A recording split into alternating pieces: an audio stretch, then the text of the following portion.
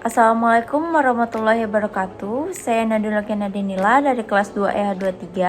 Di sini saya ingin mempresentasikan hasil presentasi yang telah saya buat yang berjudul DBMS.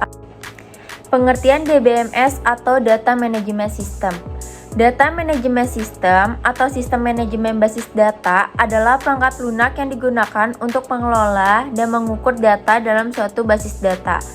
Basis data merupakan kumpulan data yang terstruktur, tersimpan, dan dapat diakses dengan mudah. Sistem ini memungkinkan untuk membuat, membaca, memperbaharui, dan menghapus data dalam database secara terstruktur. DBMS juga mendukung kontrol akses, memastikan hanya user tertentu yang berhak mengakses data, menjaga integritas dan keamanan data. Tujuan utama DBMS adalah untuk menyediakan lingkungan yang mudah dan nyaman untuk pengguna dan perawatan database. Selanjutnya ada fungsi DBMS. Yang pertama itu ada data definition. DBMS harus dapat mengelola pendefinisian data. Yang kedua itu ada data manipulation. DBMS harus dapat menangani permintaan dan pemakaian untuk mengakses data. Yang ketiga itu ada data security dan integrity. DBMS harus dapat memeriksa keamanan dan integritas dapat didefinisikan oleh DBA. Yang keempat itu ada data recovery atau konkurensi. DBMS harus dapat menangani kegagalan pengaksesan database yang dapat disebabkan oleh kerusakan sistem, kerusakan disk, dan lain-lain. Yang kelima itu ada data dictionary. DBMS harus dapat menyediakan data dictionary atau kamus data. Yang keenam itu ada performance. DBMS harus dapat menangani pekerjaan dari semua fungsi seefisien mungkin. Baik, selanjutnya ada jenis-jenis DBMS. Yang pertama itu ada Relational Database Management System atau RDBMS. Adalah jenis DBMS yang paling umum digunakan dan didasarkan pada model data relasional. Dalam RDBMS, data disimpan dalam tabel yang terdiri dari baris dan kolom. Setiap tabel memiliki kunci utama yang memungkinkan untuk mendefinisikan secara unik setiap baris data tabel. Yang kedua itu ada Dokumen Database Management System atau DBMS. Adalah jenis DBMS yang dirancang untuk menyimpan dan mengelola data dalam format dokumen seperti JSON atau BSON. Dalam DBMS, data disimpan dalam bentuk dokumen dan setiap dokumen dapat memiliki atribut yang berbeda dari dokumen lainnya. Yang terakhir itu ada Comlar Database Management System atau CDBMS. Adalah jenis DBMS yang dirancang khusus untuk analisis data. CDBMS menyimpan data dalam kolom yang membuatnya sangat efisien dalam mengambil data agregat yang sering dibutuhkan dalam analisis data. Selanjutnya ada komponen DBMS. Yang pertama itu ada Storage. Adalah komponen yang bertanggung jawab atas penyimpanan data dalam basis data.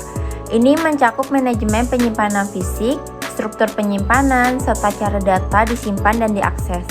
Storage memastikan data disimpan dengan aman dan efisien. Yang kedua itu ada Query Language. Adalah komponen yang memungkinkan pengguna dan aplikasi untuk mengakses dan memanipulasi data dalam basis data. SQL atau Struktur Query Language adalah bahasa query yang umum digunakan dalam DBMS relasional. Yang ketiga itu ada Query Processor. Adalah komponen yang bertugas untuk mengeksekusi query yang dikirim oleh pengguna atau aplikasi. Proses ini melibatkan analisis query, perencanaan eksekusi, dan eksekusi fisik. Yang keempat itu ada Optimization Engine. Adalah komponen yang bertugas untuk mengoptimalkan eksekusi query. Ini mencakup pemilihan indeks yang tepat, strategi penggabungan query, dan penggunaan algoritma pencarian yang efisien. Yang kelima itu ada Metadata Catalog. Adalah basis data yang menyimpan metadata tentang basis data yang sedang dikelola.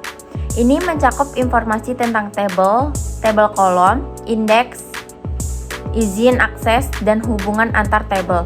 Yang keenam itu ada log manager. Adalah komponen yang mencatat semua aktivitas yang terjadi dalam basis data.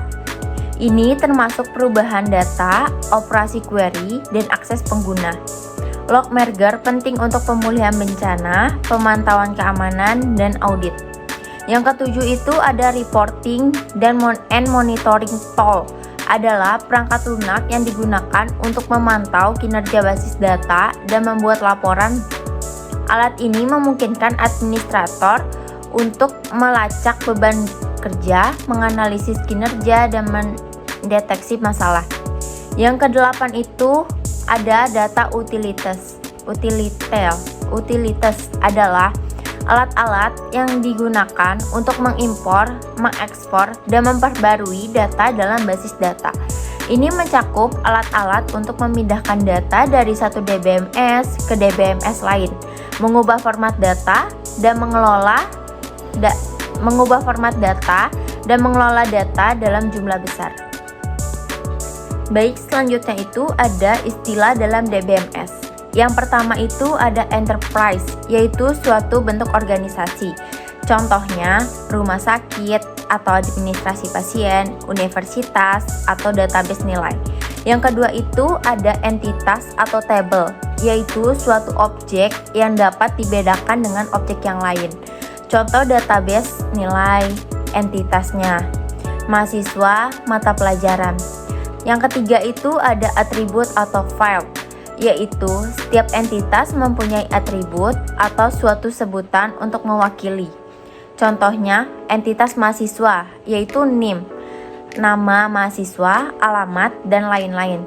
Yang keempat itu ada data value atau data aktual, atau informasi yang disimpan pada tiap data elemen atau atribut atau file.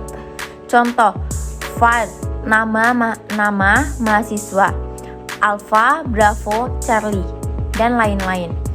Yang kelima itu ada record atau tuple, yaitu kumpulan elemen-elemen yang saling berkaitan menginformasikan tentang suatu entitas atau tabel secara lengkap.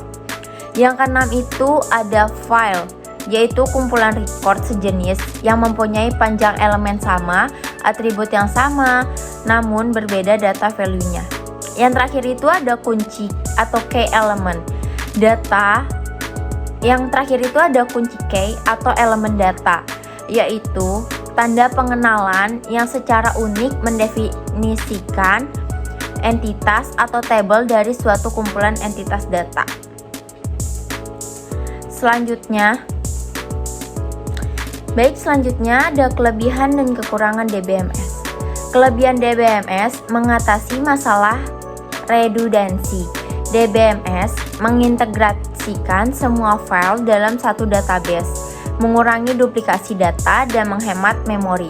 Yang kedua itu ada tingkat keamanan tinggi.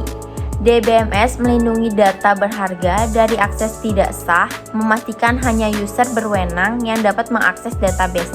Yang ketiga itu ada dukungan untuk multiple user. DBMS memungkinkan akses simultan oleh banyak user tanpa konflik. Yang keempat itu ada menghindari inkonsistensi. Dengan mengontrol redundansi, DBMS juga menjaga konsistensi data, memudahkan update data tanpa perlu memperbaharui semua file. Selanjutnya ada kekurangan DBMS. Yang pertama itu ada kompleksitas. Fungsionalitas yang luas dari DBMS membuatnya menjadi software yang sangat kompleks, memerlukan pemahaman yang baik dari user. Yang kedua itu ada ukuran. DBMS membutuhkan disk space yang besar karena fungsionalitasnya yang ekstensif. Yang ketiga itu ada performance. DBMS berpotensi tidak berjalan secepat yang diinginkan, terutama pada operasi yang membutuhkan sumber daya intensif. Yang keempat itu ada biaya DBMS. Biaya DBMS bervariasi, ditambah lagi dengan biaya pemeliharaan tahunan yang harus diperhitungkan. Demikian presentasi yang telah saya sampaikan, kurang lebihnya mohon dimaafkan. Wassalamualaikum warahmatullahi wabarakatuh.